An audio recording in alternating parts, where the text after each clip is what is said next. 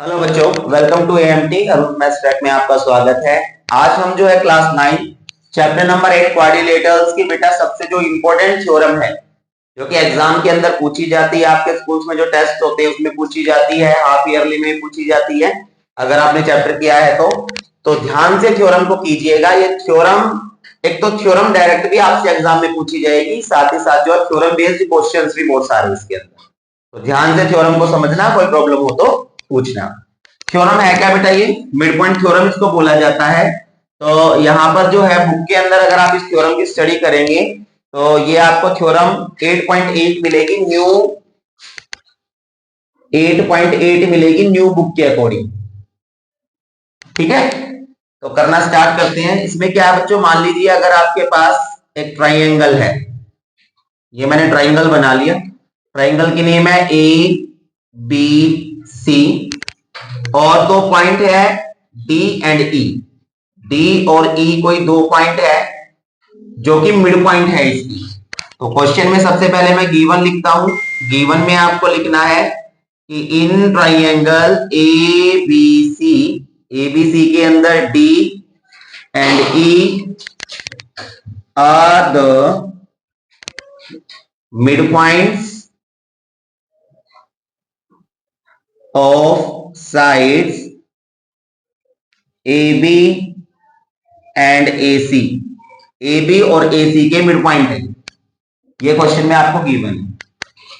इन दोनों को ज्वाइन किया गया है और डी एक लाइन बनाई गई है, डी और ए को ज्वाइन करने के बाद तो आपको यहां पर प्रूव करना है कि मिड पॉइंट्स को ज्वाइन करने के बाद जो लाइन बनाई गई है डीई, वो डीई लाइन पैरेलल है किसके? ट्रायंगल के थर्ड साइड के, बीसी के। यानी कि जिन दो साइड्स का मिड पॉइंट है अगर उनको मैं मिलाऊंगा तो जो साइड ड्रॉ की होगी वो साइड थर्ड साइड के पैरेलल होगी। एक चीज आपको ये ड्रॉ करनी है, मतलब बनानी है, प्रूव करनी है। और सेकंड आपको प्रूव करना है कि जो मिड पॉइंट को मिलाने वाली साइड है यानी डीई हमेशा इक्वल होगी बीसी के हाफ के। यानी बीसी को अगर मैं आधा करूंगा तो वो हमेशा इक्वल होगा किसके? उस साइड के जो मिड पॉइंट को मिला के बनाएंगे। तो ये आपको क्वेश्चन में प्रूव करना है। गिवन समझ आ गया क्या था? Yes sir. प्रूव क्या करना पता चल गया? Yes sir. अब जो है हम करना इसको स्टार्ट करेंगे। कंस्ट्रक्शन है बच्चों, यहां पर कंस्ट्रक्शन में मैंने ड्रॉ की एक line, draw C X parallel to B A. अब बी ए कहां पर है? ये रहा बी ए। बीए के पैरेलल लाइन ड्रॉ की गई है सी एक्स, यानी सी से एक्स लाइन ड्रॉ की गई है। ये मैंने सी एक्स ड्रॉ कर लेना है। इसके बाद देन प्रोड्यूस की डीई को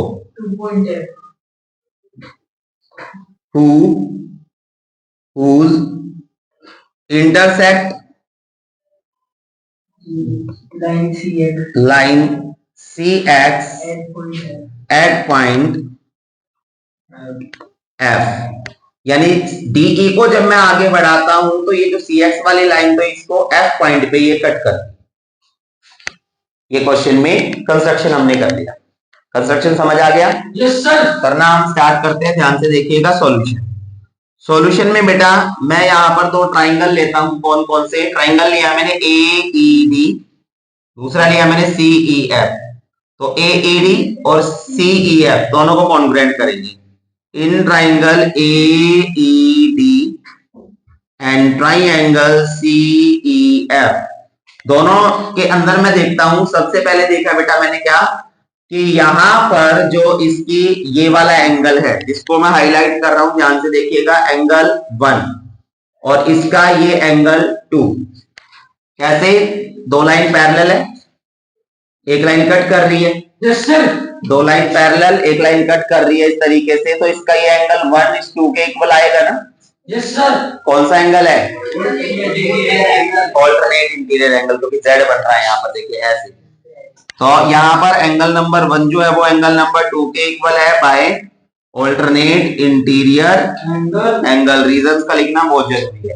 उसके बाद बेटा मैंने सेकंड वाला लिया, तो सेकंड ये है आपका थर्ड एंगल और ये जो है fourth angle. Third angle fourth के इक्वल है, तो एंगल 3 इक्वल्स टू एंगल 4। क्यों इक्वल है? By vertically opposite angle. ये तो सबको पता ही होगा वर्टिकली अपोजिट कैसे होते हैं। Yes sir. और जो थर्ड है बेटा, इसकी जो ए साइड है ये वाली, वो जो है इक्वल है किसके? सीई के। तो ए ई सी ई, ए ई इक्वल है सीई। क्यों इक्वल है? बिकॉज ई जो मिड पॉइंट है, तो मिड पॉइंट किसी भी लाइन को टू इक्वल पार्ट में डिवाइड करता है ना। Yes sir. तो यहां पर हम लिख देंगे because E is the mid point. ये रीजन आपको जरूर लिखने हैं।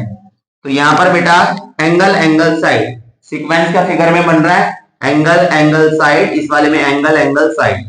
एंगल एंगल साइड से ट्राइंगल आपका ए ई डी कॉन्ग्रुएंट हो गया triangle C E F A by angle angle side, by angle angle side. क्या यहां तक समझ आया सभी को? Yes sir. अब हम आगे देखते हैं बेटा, जब आप ये कर देंगे इसको कॉन्ग्रुएंट दोनों को, तो कॉन्ग्रुएंट करने के बाद मैंने देखा इसकी जो एडी साइड है वो एफसी के बराबर है। एडी साइड जो है वो एफसी के इक्वल है बाय सीपीसीटी। तो मैंने लिखा AD equals to FC by CPCT, लिख दिया। Yes sir. और बच्चों जो एडी है वो डीबी के भी बराबर है। D is the mid point, है ना। जो एडी साइड है वो किसके बराबर भी है? डीबी के भी, यानी कि ये वाली साइड इसके भी तो बराबर है, बिकॉज डी मिड पॉइंट है। तो मैंने लिखा AD equals to DB. Reason देंगे because D is the mid point, D is the mid point, ये मैंने लिख दिया। अब ध्यान से देखिए कि जो एडी है वो एफसी के भी बराबर है और जो एडी है वो डीबी के भी बराबर है। तो जब एडी एफसी के बराबर, एडी डीबी के बराबर, ये साइड भी एडी के बराबर, ये साइड भी एडी के बराबर, तो एफसी डीबी बराबर हो जाएगी। Yes sir. तो यहाँ पर जो है, यहाँ पर ये आपकी एफसी जो साइड है वो डीबी के बराबर हो गई और इसको मैंने इक्वेशन फर्स्ट लेट कर दिया। समझ में आ गई बात? Yes sir. अब मैंने जब कंस्ट्रक्शन किया था तो मैंने जो ये लाइन थी ए बी और जो ये लाइन थी सी एक्स, दोनों को पैरेलल बताया था ना। Yes sir. कंस्ट्रक्शन में तो जब ये A B C X parallel है तो क्या इसके पार्ट डी बी और एफ सी भी पैरेलल होंगे ना। Yes sir. दोबारा देख लीजिए, सामने ध्यान दे लीजिए। A B complete C X के पैरेलल है ना, तो इसके पार्ट डी बी और एफ सी भी पैरेलल होंगे। तो यहां पर मैं लिखूंगा डी बी जो है वो पैरेलल एफ सी बी है। ये क्यों है? Parts of parallel sides, parallel sides के पार्ट सही है। तो इसको मैंने इक्वेशन सेकंड लेट कर लिया। अब दोनों की स्टडी करते हैं from equation first and equation second. तो दोनों इक्वेशन की जब स्टडी करेंगे तो एफसी साइड डीबी के बराबर है और एफसी साइड डीबी के पैरेलल है।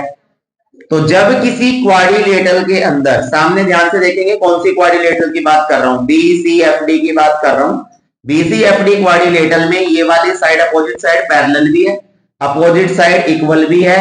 और जब किसी क्वाड्रिलेटरल में दो अपोजिट साइड पैरेलल और इक्वल आ जाए तो वो पैरेललोग्राम बन जाता है। बन जाता नहीं बनता? Yes sir. तो यहां पर हम लिख देंगे so D B C F D is a parallelogram. तो मैंने लिख दिया so B C F D is a parallelogram. आपने इसको क्या कर दिया? पैरेललोग्राम प्रूव कर दिया। और बच्चों पैरेललोग्राम की जो अपोजिट साइड होती है पैरेलल होती है, तो क्या इसकी ये डी एफ साइड बीसी के पैरेलल होगी? Yes sir. तो यहां पर जो है आपकी डी एफ साइड बीसी के पैरेलल है, D F parallel to BC. Reason देंगे opposite sides of a parallelogram. अब अगर ये दोनों पैरेलल आ गई है तो डीएफ का ही तो पार्ट है डीई, डीएफ का ही पार्ट है डीई। तो डीई किसके पैरेलल आ गई? बीसी के। तो मैंने यहां पर लिख दी डीई पैरेलल टू बीसी और मेरा पहला पार्ट प्रूव हो गया जो मुझे प्रूव करना था। Yes sir. समझ में आ गया यहां तक? सेकंड पे आते हैं हम। अगर डीएफ बीसी के पैरेलल है, अपोजिट साइड ऑफ पैरेललोग्राम, तो डीएफ इक्वल भी है बीसी के, बिकॉज अपोजिट साइड पैरेलल भी होती है पैरेललोग्राम की। तो यहां पर जो है हम लिख देंगे डीएफ इक्वल है बीसी से। तो डी एफ इक्वल है किसके? बीसी के। यहां पर क्या आ गया? ये आपका आ गया reason opposite sides of a parallelogram.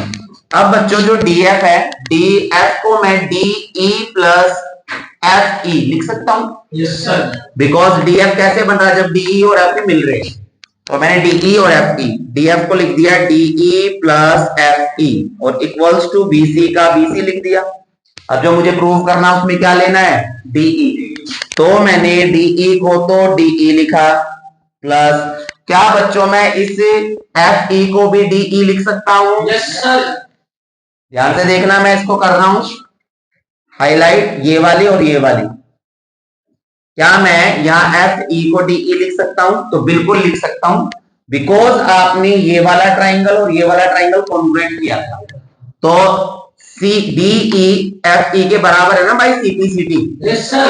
है या नहीं है? तो यहां पर मैंने क्या किया? एफ ई को भी डीई लिख दिया और इक्वल बीसी का बीसी। रीजन जरूर देंगे, because DE equals to F E है बाय सीपीसीटी। ये रीजन जरूर देना है। अब बच्चों DE plus DE two DE हो गया, यहां बीसी का बीसी आ गया, नीचे कुछ नहीं है, 2 के तो 1 है। अब 2/1 यहाँ मल्टीप्लाई है, इधर जाएगा तो क्या होगा? तो मल्टीप्लाई ही होगा लेकिन रेसिप्रोकल हो जाएगा। तो 1/2 आपका ये आ गया बीसी का बीसी और इधर बच गया आपका डीई। और यही आपको सेकंड चीज प्रूव करनी थी, DE equals to half BC. तो ये आपकी थ्योरम थी। समझ में आया सभी को? Yes sir. ओके। एक छोटी सी बात आपको बताता हूं, जब कभी भी हम कोई थ्योरम करते हैं तो बच्चों हर एक थ्योरम हमें कोई ना कोई प्रॉपर्टी सिखा के जाती है। थ्योरम देने का मतलब क्या है? ये मतलब थोड़ी ना कि थ्योरम दे दी और उससे जो है बस क्वेश्चन पेपर में डाल देंगे और आप करके आ जाओ। नो, थ्योरम देने का मतलब होता है कि कोई ना कोई प्रॉपर्टी आपको सिखाई जाए थ्योरम के थ्रू। अब वो थ्योरम के थ्रू प्रॉपर्टी कौन सी सीखी आपने? इस थ्योरम से क्या सीखा हमने? इस थ्योरम से हमने सीखा अगर किसी ट्राइंगल के अंदर जैसे एबीसी था और इसमें दो साइड के जो मिड पॉइंट है यानी डी और ई मिड पॉइंट है, तो मिड पॉइंट को जो मिलाने वाली साइड होती है वो हमेशा थर्ड साइड के पैरेलल होती है। एक चीज तो हमने ये सीखी। दूसरी हमने सीखी कि ये जो साइड मिलाई जाती है वो थर्ड साइड के हाफ के इक्वल भी होती है। तो ये दो प्रॉपर्टी, ये 2 प्रॉपर्टीज हमने इससे क्या सीखी? थ्योरम से। ठीक है, if we join the mid point of any two sides of a triangle is always parallel to the third side। ठीक है, तो यहां पर ये जो है आपकी साइड डीई वो हमेशा क्या होगी? बीसी के पैरेलल होगी और डीई आपके इक्वल होगी। तो ये थी आपकी एमपीटी मोस्ट इंपोर्टेंट थ्योरम है, एग्जाम में पूछी जाती है। क्लियर हुई? समझ आई सभी को? Yes sir. Any doubt? ठीक है बच्चों। तो बच्चों अगर आप लोगों को कोई डाउट लगता है तो आप कमेंट कीजिएगा, कोशिश की जाएगी दोबारा से जो है एक्सप्लेन की जाए थ्योरम को। बाकी मैंने बहुत इजी वे में आप लोगों को समझाया है। बार बार बता रहा हूं, मोस्ट इंपोर्टेंट थ्योरम है, एग्जाम में डायरेक्टली पूछती जाती है 4 मार्क्स के अंदर। तो ध्यान से इनको समझिएगा, ध्यान से कीजिएगा प्रैक्टिस। और जो ये आपके लिए इंपोर्टेंट थ्योरम एंड क्वेश्चंस लाए जाते हैं इनको लाइक कीजिए, शेयर कीजिए, सब्सक्राइब कीजिए चैनल को। साथ ही साथ बेल आइकन को ऑन कीजिए ताकि ऐसे मोस्ट इंपोर्टेंट चीजें, कंटेंट आप तक पहुंचते रहे और आप अपने डाउट्स को दूर कर सके। Thank you so much.